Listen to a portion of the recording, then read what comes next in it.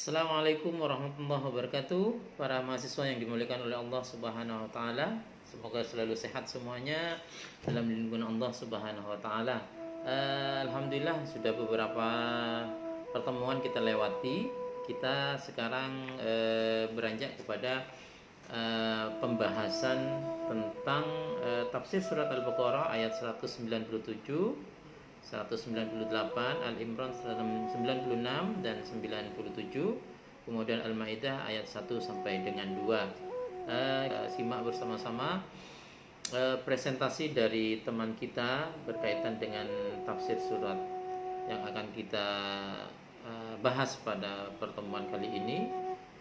Saya persilahkan kepada yang bertugas untuk kemudian mempresentasikannya, dan semoga semuanya bisa memperhatikan kemudian mendapatkan ilmu yang banyak dari apa yang kita bahas pada kesempatan kali ini. Silahkan. Bismillahirrahmanirrahim. Assalamualaikum warahmatullahi wabarakatuh. Pada pertemuan kali ini di mata kuliah Tafsir dan Hadis Haji Umroh, kami dari kelompok 4 yang beranggotakan Nurul Ajiza, Inayah Hamakamaliyah, dan Siti Raudatul Firdausiyah akan menyampaikan materi dengan surah pembahasan surah Al-Baqarah ayat 197 sampai 198, surah Ali Imran ayat 96 sampai 97, dan surah Al-Maidah ayat 1 sampai 2. Bismillahirrahmanirrahim. Ayat yang pertama, ayat Al-Baqarah ayat 197, yang artinya musim haji itu pada bulan-bulan yang telah dimaklumi. Barang siapa mengerjakan ibadah haji dalam bulan-bulan itu, maka janganlah dia berkata jelek atau rofas, berbuat maksiat, dan bertengkar dalam melakukan ibadah haji. Segala yang baik yang kamu kerjakan Allah mengetahuinya. Bawalah bekal, karena sesungguhnya sebaik-baik bekal adalah takwa. Dan bertakwalah kepadaku, wahai orang-orang yang mempunyai akal sehat. Musim haji itu pada bulan-bulan yang telah dimaklumi, yakni Syawal, Dzulqa'dah, dan Dzulhijjah. Barang siapa mengerjakan ibadah haji dalam bulan-bulan itu, maka janganlah dia berkata jorok atau rafas, yaitu perkataan yang menimbulkan birahi, perbuatan yang tidak senonoh, atau perbuatan seksual. Jangan pula berbuat maksiat dan bertengkar dalam melakukan ibadah haji, meskipun bukan pertengkaran dahsyat. Segala yang baik yang kamu kerjakan Allah mengetahuinya, karena Allah mengetahui yang tersembunyi. Allah tidak mengantuk dan tidak pula tidur. Semua yang terjadi di langit dan di bumi berada dalam pantauannya. Bawalah bekal untuk memenuhi kebutuhan fisik, yakni kebutuhan konsumsi, akomodasi, dan transportasi selama di tanah suci. Termasuk juga bekal iman dan takwa untuk kebutuhan rohani.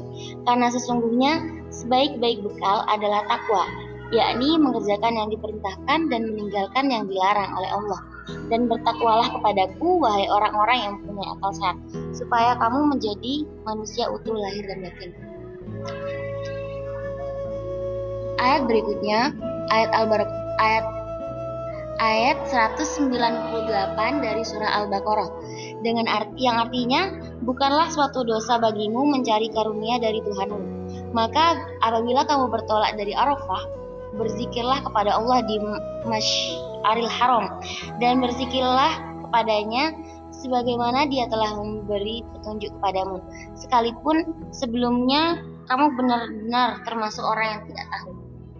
Dengan tafsir sebagai berikut: bukanlah suatu dosa bagimu karena mencari karunia dari Tuhanmu berupa rezeki yang halal melalui berdagang, menawarkan jasa, dan menyewakan barang. Di antara kaum muslim ada yang merasa berdosa untuk berdagang dan mencari rezeki yang halal pada musim haji, padahal Allah membolehkannya dengan cara-cara yang diatur dalam Al-Quran. Maka apabila kamu bertolak dari Arafah setelah wukuf, sejak matahari terbenam pada tanggal 9 Zulhijjah, dan sudah di Muzdalifah, maka berzikirlah kepada Allah di Masy'aril Haram, yaitu di Muzdalifah, dengan tahlil, talbiyah, takbir, dan tahmid. Dan berzikirlah kepadanya, sebagaimana Dia telah memberi petunjuk kepadamu, mengikuti agama yang benar, keyakinan yang kukuh, ibadah yang istiqomah, dan akhlak yang mulia. Sekalipun sebelumnya kamu benar-benar termasuk orang yang tidak tahu. Zikir itu merupakan rasa syukur atas nikmat Allah yang telah membimbing para jamaah haji menjadi orang-orang yang beriman. Surah berikutnya akan disampaikan oleh rekan saya, yakni Inayah Rahma Kamaria. Silakan. Saya akan menjelaskan di surat Al-Imran ayat 96, yang artinya dalam ayat ini Allah menjelaskan kedudukan Masjidil Haram dan Ka'bah yang Nabi Ibrahim terlibat dalam pembangunannya. Allah menegaskan bahwa sesungguhnya rumah tempat ibadah yang pertama dibangun untuk manusia ialah Baitullah yang di Makkah, yakni Mekah, yang diberkahi dengan banyak kebajikan duniawi maupun ukhrawi secara berkesinambungan dan tidak terputus, dan menjadi petunjuk, yaitu sebagai kiblat dan pusat kegiatan beribadah kepada Allah serta harapan untuk mengunjunginya bagi seluruh alam di masa lampau, sekarang maupun yang akan mendatang.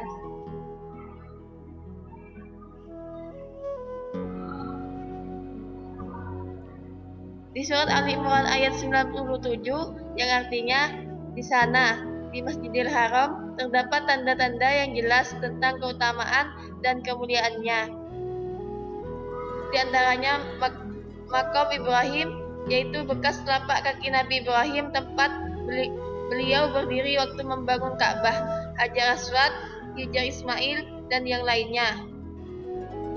Di surat Al-Baqarah ayat 125, barang siapa memasukinya menjadi amanah dia dari gangguan-gangguan, dan di antara kewajiban manusia terhadap Allah adalah melaksanakan ibadah haji ke Baitullah, yaitu bagi orang-orang Islam yang sudah akil balik yang mampu mengadakan perjalanan ke sana, mempunyai bekal yang cukup untuk dirinya dan keluarga yang ditinggalkan, kemampuan fisik, ada sarana pengangkutan dan aman dalam perjalanan. Barang siapa mengingkari kewajiban haji, maka dia adalah kafir karena tidak percaya pada ajaran Islam. Ketahuilah bahwa Allah Maha Kaya atau tidak memerlukan sesuatu apapun dari seluruh alam, baik yang taat dan menjalankan ibadah haji, yang durhaka maupun yang kafir.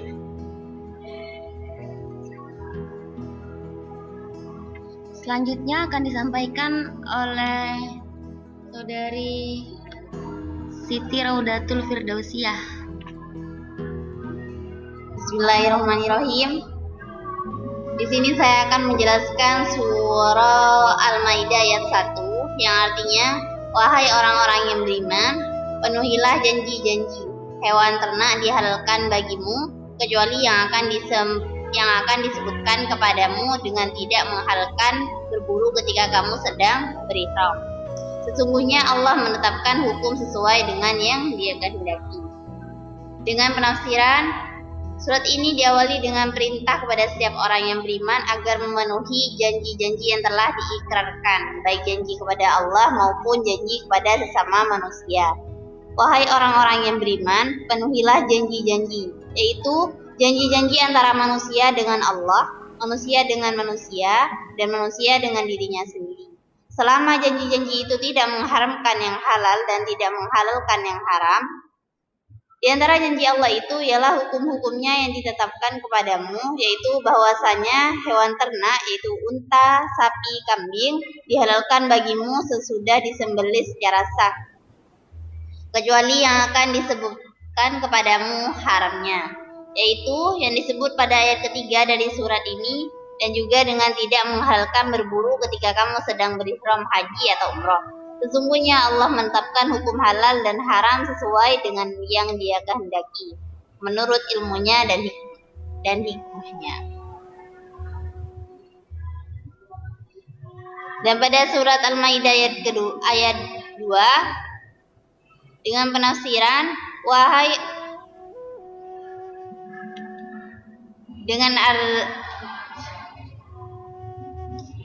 yang artinya, wahai orang-orang yang beriman, janganlah kamu melanggar syiar-syiar kesucian Allah dan jangan melanggar kehormatan bulan-bulan haram. Jangan mengganggu hadyu, hewan kurban, atau hewan-hewan kurban yang diberi tanda. Dan jangan pula mengganggu orang-orang yang mengunjungi Baitul Haram. Mereka mencari karunia dan keridoan Tuhannya. Tetapi apabila kamu telah menyelesaikan ihram, maka bolehlah kamu berburu. Jangan sampai kebencianmu kepada suatu kaum karena mereka menghalang-halangimu dari Masjidil Haram, mendorongmu berbuat melampaui batas kepada mereka, dan tolong-menolonglah kamu dalam mengerjakan kebajikan dan takwa. Dan jangan tolong-menolong dalam berbuat dosa dan bermusuhan. Bertakwalah kepada Allah, sungguh Allah sangat berat siksaannya. Dengan tafsir ayat berikut berisi hukum-hukum Allah yang berkaitan dengan tata cara pelaksanaan ibadah haji. Wahai orang-orang yang beriman, janganlah kamu melanggar syiar-syiar kesucian Allah, yakni segala amalan yang dilakukan dalam melaksanakan ibadah haji seperti tata cara melakukan tawaf dan sa'i, serta tempat-tempat mengerjakannya, seperti Ka'bah, Syafa, dan Marwah. Jangan engkau melanggarnya dengan berburu ketika dalam keadaan ihram, dan jangan pula melanggar kehormatan bulan-bulan haram, yaitu bulan Zulqa'dah, Dzulhijjah, Muharram, dan Rajab. Janganlah pula engkau melanggar kehormatannya dengan berperang pada bulan itu kecuali untuk membela diri ketika diserang. Jangan pula mengganggu hadiyu, yaitu hewan-hewan kurban yang dihadiahkan kepada Ka'bah untuk mendekatkan diri kepada Allah. Hewan-hewan itu disembelih di tanah haram dan dihadiahkan dagingnya kepada fakir miskin dan golaid. Hewan-hewan kurban diberi tanda, dikalungi dengan tali sebagai tanda yang menunjukkan bahwa hewan itu telah dipersiapkan untuk dikurbankan dan dihadiahkan. Dan jangan pula mengganggu orang-orang yang mengunjungi Baitul Haram untuk melaksanakan ibadah haji atau umroh.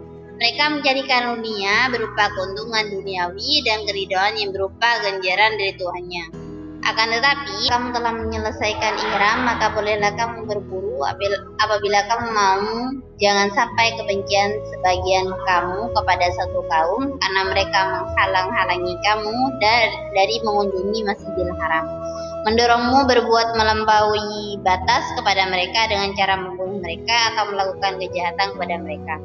Dan tolong-menolonglah kamu dalam mengerjakan kebaikan, melakukan yang diperintahkan Allah, dan takwa, takut kepada larangannya, dan jangan tolong-menolong dalam berbuat dosa, melakukan maksiat, dan permusuhan, sebab yang demikian itu melanggar hukum-hukum Allah. Bertakwalah kepada Allah, takut kepada Allah dengan melakukan perintahnya dan meninggalkan larangannya, karena sungguh Allah sangat berat siksaannya kepada orang-orang yang tidak taat kepadanya. Mungkin hanya ini yang dapat kami jelaskan. Kurang lebihnya mohon maaf. Akhirnya dari kami, wallahul muwaffiq ila aqwamit thoriq. Assalamualaikum warahmatullahi wabarakatuh. Para mahasiswa yang dimuliakan oleh Allah Subhanahu wa taala, alhamdulillah kita sudah simak bersama. Semoga banyak hal yang kita dapatkan. Ada beberapa hal yang perlu dikuatkan pada surat Al-Baqarah ayat 197. Di dalamnya Allah Subhanahu wa taala menyampaikan kepada kita, bawalah bekal karena sesungguhnya sebaik-baik bekal adalah takwa. Hal yang perlu diperhatikan oleh kita, bagaimana sih kemudian kita bertakwa? Ada beberapa di dalam surat Al-Qur'an yang disampaikan kepada kita oleh Allah, dan itu adalah salah satu ciri ya. Kalau ciri karakteristik daripada orang bertakwa itu apa sih yang dikerjakannya? Yang pertama salah satunya adalah beriman kepada Allah Subhanahu wa taala. Alladzina yu'minuna billah. Mendirikan salat, yuqimus shalah, wa yu'tuz zakah, menginfakkan sebagian rezeki, beriman kepada Al-Qur'an, kitab-kitab sebelumnya, sebelum Al-Qur'an bahkan gitu kan, Injil, Taurat dan Zabur yang tidak tergantikan tentunya, yang tidak dirubah-rubah gitu kan. Kemudian beriman kepada hari kiamat dan lain-lain sebagainya. Intinya kebaikan-kebaikan yang diperintahkan oleh Allah Subhanahu wa taala, sampaikan juga kepada Rasulullah sallallahu alaihi wasallam, disampaikan kepada para umatnya. Itu adalah bagian daripada ketakwaan kepada Allah Subhanahu wa taala. Terus kemudian stressing yang kedua adalah pada ayat 198 dari surat Al-Baqarah. Tadi disampaikan ada Masy'aril Haram ya. Masy'aril Haram yang perlu saya kuatkan kembali, bahwasannya Masy'aril Haram itu pada dasarnya adalah tempat-tempat yang istimewa ya bagi para jemaah haji. Nanti para mahasiswa perlu menyampaikan kepada para jemaah, para masyarakat, Masy'aril Haram adalah tempat yang masyhur, yang dia di dalamnya adalah Musdalifah, di mana Nabi Muhammad SAW itu mabit, gitu kan? Mabit. Di situ juga Rasulullah mengambil kerikil-kerikil untuk kemudian melempar keesokan harinya untuk Jamratul Aqabah, Jamratul Ula, Wusta dan Aqabah yang pada hari-hari selanjutnya, gitu kan? Terus kemudian apa yang dilakukan di dalam di Musdalifah itu tidak hanya mabit kemudian berdiam, tapi beliau berzikir kepada Allah Subhanahu wa taala. Karena di saat itu termasuk waktu-waktu yang mustajabah juga bagi para jemaah haji untuk melakukan rentetan-rentetan ibadah haji itu agar kemudian menjadi haji yang mabrur. Mabrur itu maksudnya la yukhalitu min fu'adism. Tidak terdapat di dalam ibadah-ibadah itu dosa-dosa yang tercampur dengan ibadah-ibadah kita. Kemudian pada ayat ini juga stressingnya sebenarnya ayat ini pada zaman jahiliyah dahulu terkenal pasar-pasar yang bernama Uqad, Mijnah dan Zulmajas. Kaum muslimin merasa berdosa apalagi berdagang di musim haji, gitu kan, di pasar itu. Mereka bertanya kepada Rasulullah tentang hal itu, maka kemudian turunlah ayat laisa alaikum junahun tabtawu fadlam mir rabbikum. Nah, di dalam hadis ini disampaikan oleh Allah bahwasannya bolehlah ya, wala junaha laisa alaikum junahun an tabtawu fadlam mir rabbikum. Bolehlah kita mengambil karunia dari Allah Subhanahu wa taala. Ya, karunia itu adalah perdagangan, rezeki dan lain-lain sebagainya itu, walaupun kita dalam kondisi kemudian melaksanakan ibadah haji. Jadi jangan sampai mungkin pemahaman kita sangat sangat ketat bahwasanya kalau mau beribadah haji ya ibadah haji saja, nggak boleh kita kemudian berdagang dan lain-lain sebagainya. Tidak sedemikian, karena Allah sudah boleh. Laisa alaikum junah itu maksudnya la fala ba'sa anna ma'ala kulli syai'in, yang itu kemudian memberikan manfaat kepada kita. Surat Al-Imran tekanannya di situ ada yang ayat 96 ya, 96. Inna awwala baitin wudi'a lin-nasi lalladzi bi Bakkah mubarakan wa hudan lil alamin. Ada Ka'bah. Ka'bah ini merupakan adalah bangunan pertama di muka bumi untuk seluruh umat manusia yang diciptakan oleh Allah Subhanahu wa taala. Terdapat keberkahan, hidayah, tanda-tanda. Ada di dalamnya adalah makam Ibrahim, ada Hajar Aswad, ada Hijr Ismail. Hijr Ismail itu adalah tempat di mana sebenarnya dahulu adalah bagian daripada Ka'bah, tapi pada saat itu pemerintah pada saat itu kekurangan bahan ya, sehingga kemudian bentuknya menjadi kubus seperti sekarang, segi empat. Tapi kemudian ada lingkaran yang itu kita sebut dengan Hijr Ismail. Nah, barang siapa yang sholat di dalamnya pada dasarnya adalah sama dengan sholat dalam Ka'bah itu sendiri. Maka kalau kita lihat para mahasiswa sekarang mereka berbondong-bondong gitu untuk bisa masuk ke dalamnya. Kita pun sholat itu ya berdesak-desakan. Kadang-kadang wajah ketemu pantat, wajah ketemu kaki. Jadi tidak ada soft baris berbaris yang sempurna. Intinya mereka sudah bisa ruku ya ruku aja lah, nyelosor ke pantatnya orang, kadang-kadang seperti itu. Subhanallah, karena mereka ingin keberkahan daripada tempat-tempat yang telah Allah ciptakan bagi kita semuanya, gitu kan. Terus kemudian di dalam ini ada keamanan juga ya, ada keamanan, bahkan hewan apapun dan lain sebagainya, apalagi pohon, apalagi manusia, semuanya itu dilindungi oleh Allah Subhanahu wa taala. Maka kemudian masuk di dalamnya ketika kita ihram kan nggak boleh kemudian memetik pohon. Maka siapa yang memetik pohon kemudian dia ya kena fidyah, gitu kan. Barang siapa yang kemudian berburu pada saat dia ihram, maka dia akan kena fidyah ya, seperti itu. Itu adalah bagian daripada Allah menyampaikan kepada kita bahwasannya di tanah haram ini aman gitu kan, di tanah haram itu aman gitu. Jangankan manusia, hewan pun dilindungi oleh Allah Subhanahu wa taala agar tidak diganggu oleh manusia. Kemudian